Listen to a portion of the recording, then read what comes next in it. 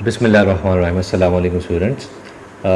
हम देखेंगे आज फर्स्ट ईयर मैथमेटिक्स एक्सरसाइज 4.1 को कैसे सॉल्व किया जा सकता है। क्वाड्रेटिक इक्वेशंस के ऊपर ये चैप्टर है, तो जिसमें 4.1 में हम देखेंगे कि क्वाड्रेटिक इक्वेशन को सॉल्व करने के मेथड्स कौन कौन से हैं। तो क्वेश्चन नंबर 1 हमारे पास है solve the following equations by factorisation. हम इसका एक क्वेश्चन ले लेते हैं। क्वेश्चन नंबर 1 हमारे पास है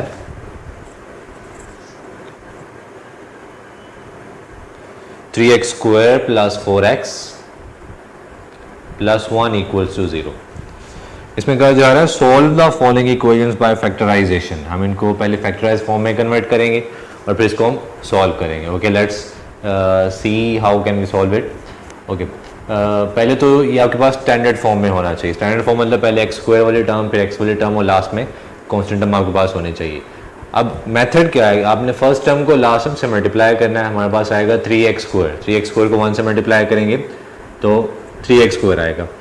अब फैक्टराइजेशन हम इसको मिड टर्म ब्रेकिंग के साथ करेंगे। First term as it is, last term as it is, और मिड टर्म को ब्रेक करेंगे तो यहाँ पे डेफिनेटली ब्रेक करने से दो वैल्यूज हमारे पास आएंगी। अब दोनों में एक कंडीशन क्या अप्लाई होती है कि दोनों को ऐड या सब्ट्रैक्ट करने से यहाँ पे जो दो वैल्यूज आएंगी, इन दोनों को ऐड या सब्ट्रैक्ट करने से प्लस 4x आना चाहिए और दोनों को मल्टीप्लाई करने से प्लस 3x स्क्वायर आना चाहिए। तो क्वेश्चन के अंदर ही हमारे पास फैक्टर है, एक हमारे पास है 3x और एक हमारे पास है 1x। सिंपल x हम लिखेंगे।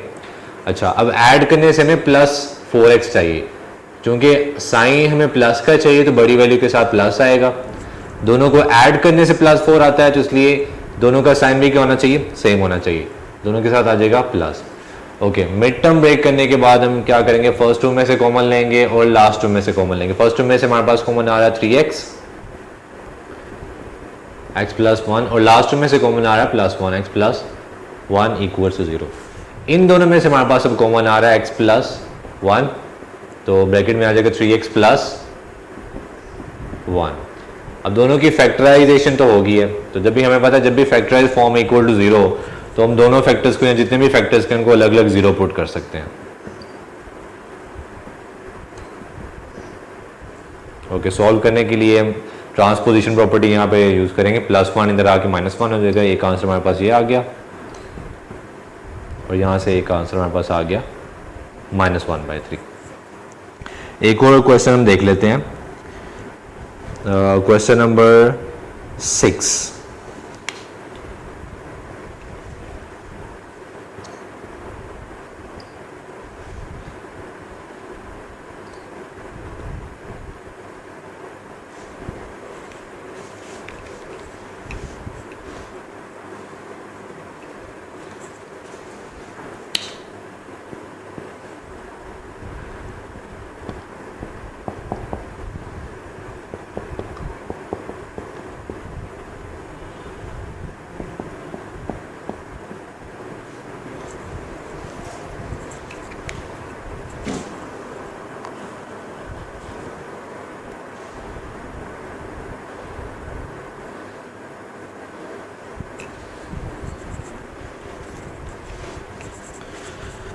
ओके, इसी तरह हमारे पास क्वेश्चन नंबर 6 है। इसको भी हम देखेंगे कि इसको भी फैक्टराइजेशन के साथ हम कैसे सॉल्व। पहले तो हमें पता है कि फैक्टराइजेशन के लिए हमारे पास इंप्रेशन या जो भी हमें रिलेशन गिवन है स्टैंडर्ड फॉर्म में होना चाहिए।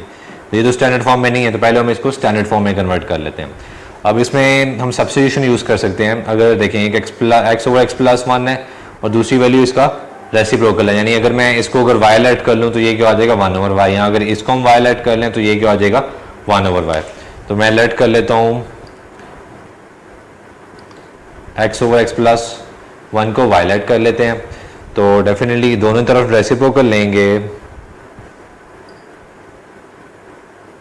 तो ये हमारे पास इसकी वैल्यू आ जाएगी। अगर इसको वाई लेट किया तो ये हमारे पास आ जाएगा 1 ओवर वाई। तो सब्स्टिट्यूट कर देते हैं क्वेश्चन में वैल्यूज को। ये आ जाएगा हमारे पास y प्लस ये हमारे पास है 1 over y equals to 5/2 as it is. अब डिनोमिनेटर में हमारे पास एलसीएम आ रहा है 2y, तो सबको 2y से मल्टीप्लाई कर देते हैं।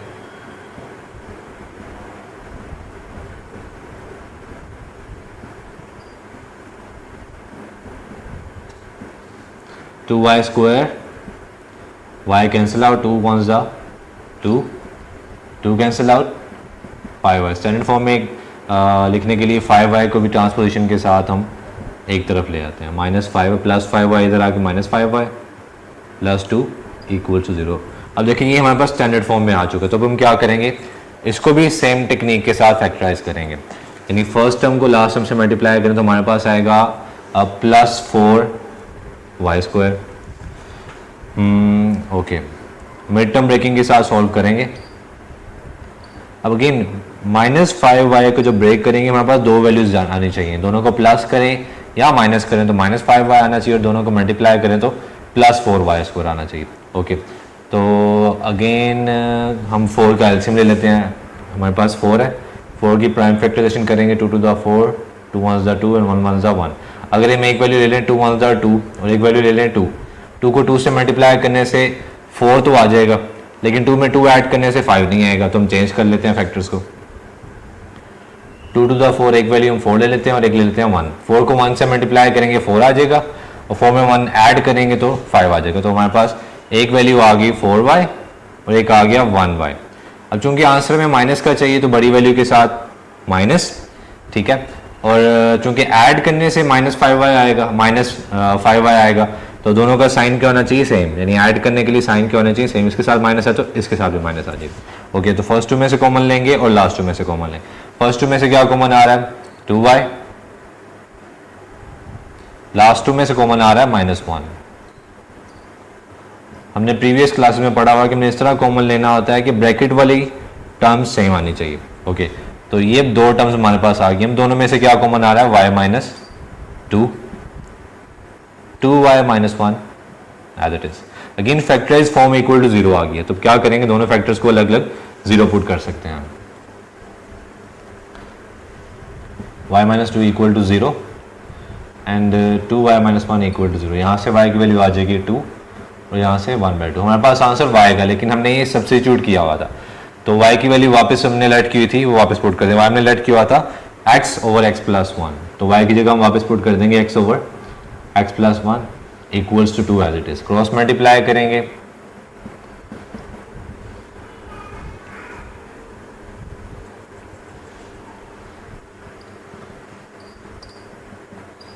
ओके, x इधर आके क्या हो जाएगा, -x + 2 इधर आके -2 हो जाएगा।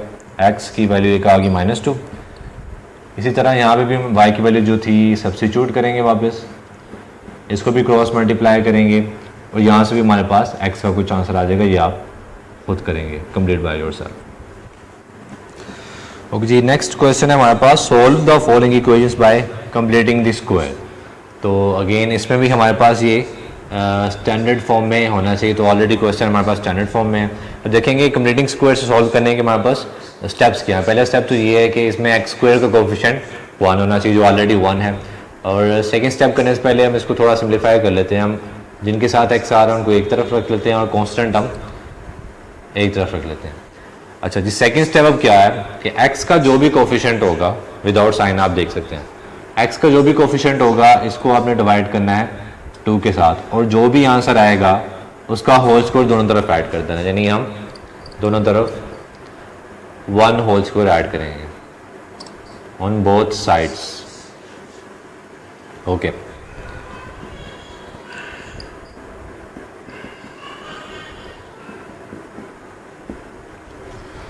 और यहाँ पे हमारे पास होल स्क्वायर बन रहा है x - 1 होल स्क्वायर, और इसको सॉल्व कर लेते हैं 899 + 1। अच्छा, एक ट्रिक आपने याद रखना है, लेफ्ट हैंड साइड पे हमेशा कंप्लीट स्क्वायर मेथड से जब भी सॉल्व करेंगे तो लेफ्ट हैंड साइड में सेकंड स्टेप में हमेशा होल स्क्वायर पैक हो रहा होगा। अच्छा, वो होल स्क्वायर आप कैसे पता चलेंगे, आप जो है अगर आपकी प्रैक्टिस है तो आप वैसे भी देख सकते हैं। अगर आपको नहीं समझ आ रही तो 3 वैल्यूज़ में से आप देखेंगे जिन 2 वैल्यूज़ का स्क्वायर है, इन दोनों वैल्यूज़ को आपने स्क्वायर के बगैर, यानी x² और 1 स्क्वायर है, x² को मैंने स्क्वायर के बगैर लिखा और 1 को भी स्क्वायर के बगैर लिखा। जो थर्ड साइन वैल्यू का जो साइन होगा वो दरमियान में आएगा। इसको एक और क्वेश्चन करेंगे तो आपको समझ आ जाएगी। इसको अब सॉल्व कर लेते हैं, क्योंकि सॉल्व का मतलब हमने वेरिएबल x की वैल्यू फाइंड करनी है। तो वैल्यू फाइंड करने के लिए पहले तो हमें ये स्क्वायर ख़त्म करना पड़ेगा, तो दोनों तरफ हम स्क्वायर रूट ले लेते हैं।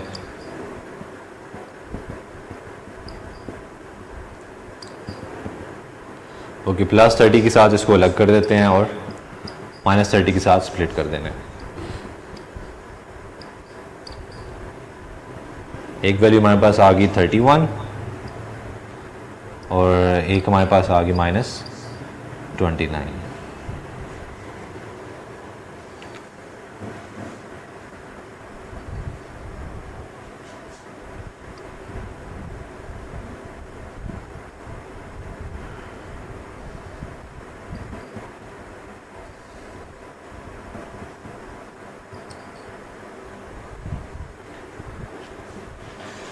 ओके, सेम मेथड के साथ हमने सॉल्व करना है question number 14 bye completing square method. तो अगेन हमारे पास पहले ये स्टैंडर्ड फॉर्म में होना चाहिए, ऑलरेडी स्टैंडर्ड फॉर्म में है। पहला स्टेप क्या है कि एक्स स्क्वायर का कोफिशिएंट +1 होना चाहिए, जबकि यहाँ पे एक्स स्क्वायर का कोफिशिएंट हमारे पास 2 है। तो 2 को 1 बनाने के लिए हम क्या करते हैं, सब वैल्यूज़ को 2 से डिवाइड कर देते हैं।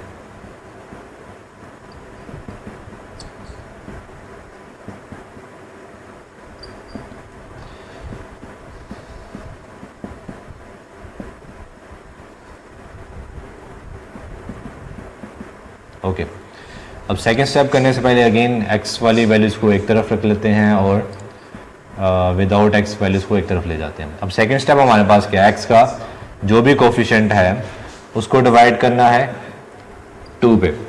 डिवाइड करेंगे तो हमारे पास आएगा 3। एक्स का जो भी कोफिशिएंट उसे 2 पे डिवाइड करेंगे और जो भी आंसर आएगा उसका होल स्क्वायर दोनों तरफ ऐड करना है हमने। Adding 3 whole square on both sides।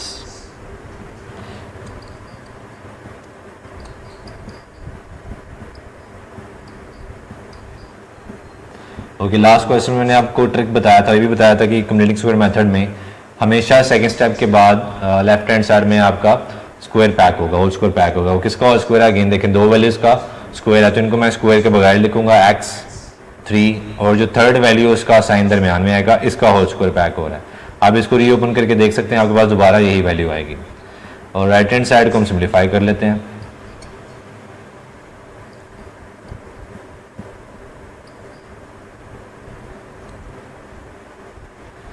Okay, अब x की वैल्यू फाइंड करने के लिए हमें स्क्वायर खत्म करना पड़ेगा, तो दोनों तरफ स्क्वायर रूट ले लेते हैं।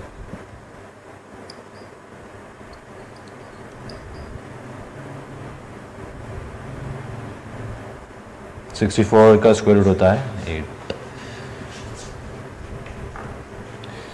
ओके, अब +8 के साथ हम स्प्लिट कर देते हैं और -8 के साथ स्प्लिट कर देते हैं।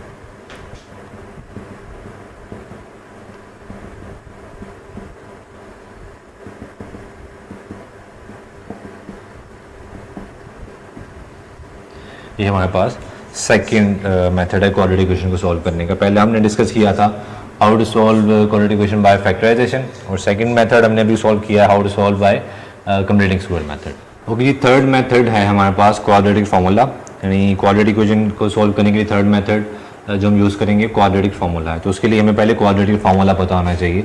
अगर हम एक्स के लिए सॉल्व कर रहे हैं तो फार्मूला होगा -b plus x is equal to -b plus minus square root b² - 4ac over 2 है, जिसमें a आपके पास है coefficient of x square, b आपके पास है कोफिशिएंट ऑफ एक्स और c आपके पास कांस्टेंट टर्म है।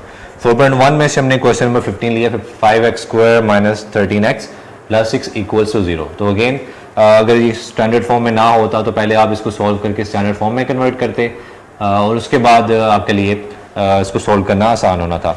अब चूंकि ये ऑलरेडी स्टैंडर्ड फॉर्म में है, सारी वैल्यूज एक तरफ है और एक तरफ 0 है, तो हम यहाँ से a, b और c की वैल्यू आसानी से निकाल सकते हैं। तो आपके पास x² का कोफिशिएंट है a 5, x² का कोफिशिएंट है -13 विच इज b और c आपके पास है कांस्टेंट टर्म 6। फार्मूला है हमारे पास x is equal to -p plus minus square root b² - 4ac over 2a। Simply हम इसमें वैल्यूज को सब्स्टिट्यूट करेंगे, -b -13 as it is plus minus b² - 4ac over 2a। Okay, minus minus plus, negative value का square है तो negative value का square हमेशा positive value आएगी। 13 का स्क्वायर 169 माइनस इन तीनों को मल्टीप्लाई करेंगे 120 divided by 10। 169 - 120 is 49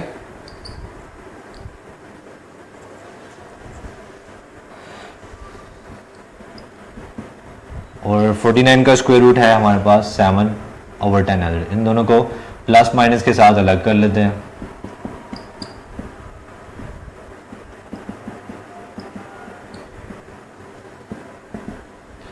twenty by 10 is 2।